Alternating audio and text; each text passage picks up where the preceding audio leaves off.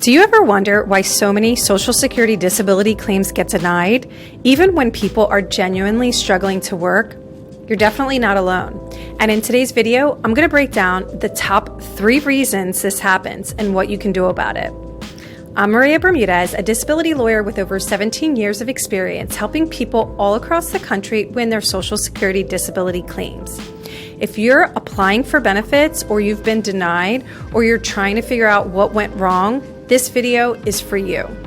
I'll walk you through 3 of the most common reasons claims are denied so you can avoid these mistakes and protect your case.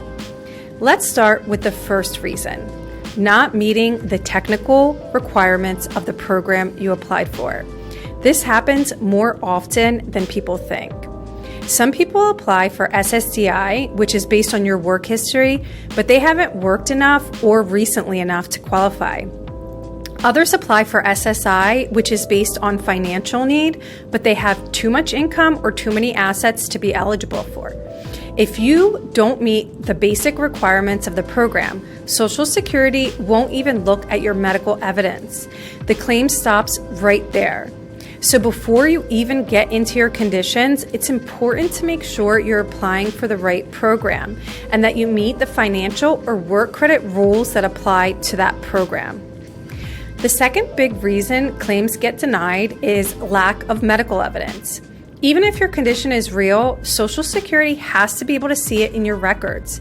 If you say your back hurts, but there's no MRI, no physical therapy, no injections, no specialist evaluations, Social Security is going to say there's not enough evidence to support your claim.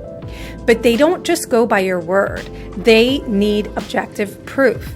This also applies to mental health conditions.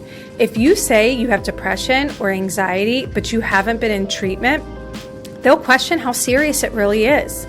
Now, I want to take a pause here and say, I know sometimes people stop going to the doctor because they don't have insurance or can't afford it.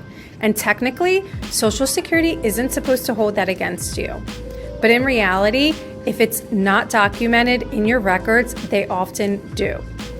Social Security expects to see a note explaining the gap or some attempt to get care through a free clinic or a community health center or even the emergency room.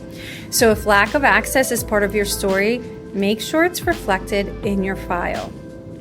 Now let's talk about the third reason claims get denied: conflicting evidence or activity level. This is a big one, and people are often caught off guard by it. Social Security looks at your entire file, not just what you say in your application, but what's in your medical records, your work history, and even therapy notes. If you say you can't stand more than 5 minutes, but your records say you're going on long walks every day or you're out dancing at a party, that's going to raise questions. Even small inconsistencies between your statements and your records can hurt your credibility. Social Security might think you're exaggerating your symptoms or not being completely honest, even if it's just a misunderstanding. That's why it's so important to be consistent and specific when you're filling out your forms or talking to your doctors. So, just to recap, the 3 most common reasons Social Security disability claims get denied are: 1, not meeting the basic requirements of the program, like work credits or financial limits; 2, not having enough medical evidence to back up your condition; and 3, conflicting or inconsistent information in your file. These are issues we see all the time, but they're also issues you can fix or avoid if you know what to look for.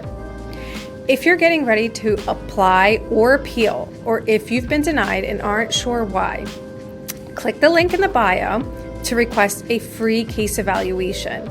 We'll take a look at your situation and let you know if we think we can help.